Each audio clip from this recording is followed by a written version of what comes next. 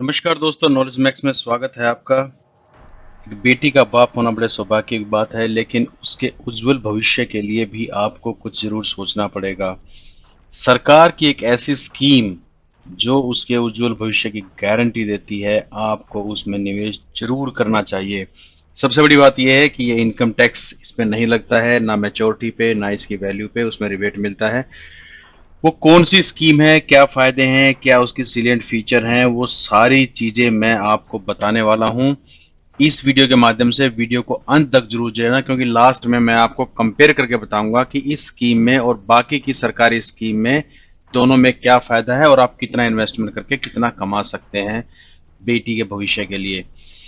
तो दोस्तों, पहले सबसे पहले एक डिस्क्लेमर, जो यूट्यूब की एक रिक्वायरमेंट है, आप इसको होल्ड करके वीडियो को आप इसको पढ़ सकते हैं। ये इसकी कुछ फीचर्स हैं, कुछ इसकी इसकी जो जो कहते हैं इसके कानून है, रूल हैं इसके। ये हिंदी में लिखा हुआ है, इंग्लिश में अगले थोड़ी देर बाद मैंने इंग्लिश में भी उसको लिखा हुआ है, आप वहां पे इसको होल्ड करके पढ़ सकते हैं, लेकिन मैं आपकी सुविधा के लिए इसको बता देता हूँ। 250 रुपए से लेके 1,50,000 रुपए प्रति वर्ष आप इसमें जमा कर सकते हैं। कम से कम 250 रुपए और ज्यादा से ज्यादा 1,50,000 रुपए एक साल में। खाता कन्या के नाम के या उसके किसी अभिभावक के द्वारा खोला जा सकेगा, जिसमें खाता खोलने की तारीख को 10 वर्ष की उम्र प्राप्त ना की हो। इसका मतलब ये है कि कन्या की उम्र या बेटी की उम्र 10 साल से नीचे होनी चाहिए, तब आप ये खाता इसमें खोल सकते हैं। एक कन्या के नाम पे केवल एक ही खाता खोला जा सकता है। खाता आप डाकघर में भी खोल सकते हैं या किसी बैंक में भी खोल सकते हैं। स्टेट बैंक है, HDFC है, ऐसे बैंकों में आप जाके आप खाता खोल सकते हैं।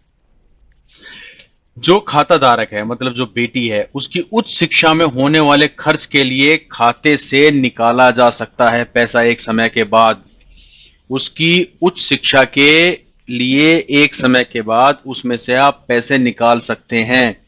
और जब कन्या की उम्र 18 वर्ष की हो जाए तो उसके विवाह के समय, विवाह के लिए आप खाते को बंद कर सकते हैं, पहले ही बंद कर सकते हैं 18 साल की होने के बाद।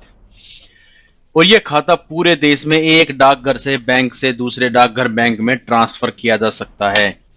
खाता खोले जाने की तारीख से 21 वर्ष पूर्ण होने पर खाता परिपक्व हो जाएगा, यानी मैच्योर हो जाएगा। मान लीजिए आपने, आपकी बेटी पैदा हुई, पैदा होते ही आपने खाता खोल दिया, तो जैसे उस खाते की उम्र 21 साल होगी, उस खाते की या बेटी की उम्र 21 साल होगी, वो खाता जब 21 साल का हो जाएगा तो खाता अपने आप क्लोज हो जाएगा, मैच्योर हो जाएगा। इसमें जो राशि आप जमा करते हैं हर साल, अगर आप 1.5 लाख रुपए जमा करते हैं तो 80C के तहत उसको छूट है इनकम टैक्स में। और उसके ऊपर जो ब्याज मिलता है आपको, उसकी भी धारा 10 के तहत आपको इनकम टैक्स में छूट है। बहुत अच्छी स्कीम है, इसका रिटर्न बड़ा अच्छा है क्योंकि एक कांस्टेंट रिटर्न है। सारा चीज अगर आप म्यूचुअल फंड और FD में उसमें नहीं लगा सकते, 30% आपको लगाना होता है ऐसे इंस्ट्रूमेंट्स में, ऐसी जगह पे जहां पर उसका रेगुलर या कंफर्म रिटर्न है, जैसे फिक्स डिपॉजिट है, RD है, या इस तरीके की स्कीम है, PPF है, ऐसी या EPF है, ऐसी स्कीमों में आपको लगाना होता है। दोस्तों, इसी स्कीम की कुछ फीचर, ये मैंने वही फीचर इंग्लिश में भी लिखी हैं। अगर आपको हिंदी पढ़ने में दिक्कत है तो आप इस वीडियो को यहाँ पे स्टॉप करके इन स्कीम को पढ़ सकते हैं, इसकी फीचर पढ़ सकते हैं। ये कुछ मैं आपको दिखाने की कोशिश कर रहा हूं। एक इलस्ट्रेशन है, ये कंफर्म नहीं, इलस्ट्रेशन है ये, कि अगर आप हर साल 1.5 लाख रुपए जमा करते हैं, इसकी इसकी सबसे जो खूबसूरती है इस स्कीम की, वो देखिए आप, आपको सिर्फ 15 साल तक जमा करने हैं 1.5 लाख रुपए, ठीक है। और 21 साल का जब खाता हो जाएगा तब आपको मिलेंगे 63,79,630 रुपए। ये थोड़े बहुत अपनी ऊपर नीचे होते रहते हैं, क्योंकि सरकार समय समय पर इसका जो ब्याज दर है उसको घटाती बढ़ाती रहती है। तो 63,80,000 के आसपास इसमें आपको मिलने वाले हैं। तो 1.5 लाख से आप कैलकुलेट कर सकते हैं कि अगर आपने 1.5 लाख हर महीने दिया है 15 साल तक, लगभग आपने 22.5 लाख रुपए दिए, अगर मैंने सही कैलकुलेशन किया है तो, और 63 लाख रुपए आपको लगभग मिल रहे हैं।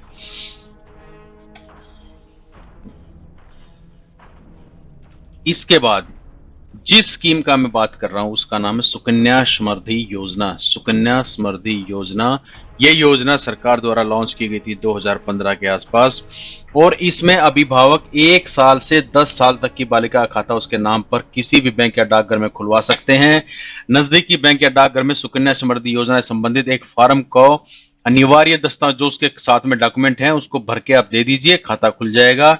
और 250 रुपए प्रति वर्ष, कम से कम 1.5 लाख रुपए प्रति वर्ष, ज्यादा से ज्यादा। खाता खुलने के पश्चात एक आपको पासबुक दी जाएगी जिसमें जो बेटी है उसकी जन्म तिथि, नाम, पता, खाता संख्या वगैरह उसमें दर्ज किया जाएगा। और खाते में रकम जमा कराते समय या खाते की मैच्योरिटी के समय, खाते को बंद करते समय डाकघर और बैंक में आप इस पासबुक को प्रस्तुत कीजिए। ये जरूरी है, आपको रखनी पड़ेगी। 10 वर्ष की आयु प्राप्त करने पर खाता धारक जो बालिका है वह स्वयं खाता संचालित कर सकती है। ये एक बहुत जबरदस्त चीज है।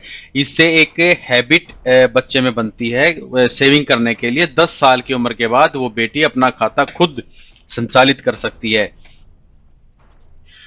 और खाते में राशि कोई और भी जमा कर सकता है। ये इसलिए इसको बहुत फ्लेक्सिबल बनाया गया है। क्या क्या इसके लिए डॉक्यूमेंट चाहिए? आपको चाहिए जन्म प्रमाण पत्र और जो पेरेंट्स हैं उसका पहचान पत्र और स्थायी एड्रेस प्रूफ, यही आपको चाहिए। कोई लंबा चौड़ी इसमें डॉक्यूमेंट की जरूरत नहीं है। और मैंने जैसे आपको पहले बताया कि 21 साल की उम्र जब हो जाएगी, मान लीजिए आपने खाते की 21 साल उम्र हो जाएगी, खाता बंद हो जाएगा अपने आप। ये उसका प्रावधान है।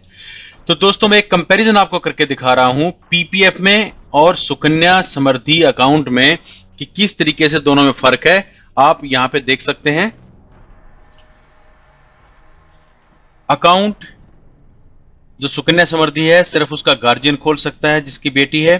पीपीएफ कोई भी खोल सकता है। एज 0 से 10 साल होनी चाहिए बेटी की, लेकिन यहां पे ऐसा कोई रिस्ट्रिक्शन नहीं है पीपीएफ में।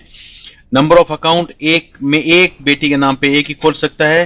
पीपीएफ में भी एक ही अकाउंट हो सकता है।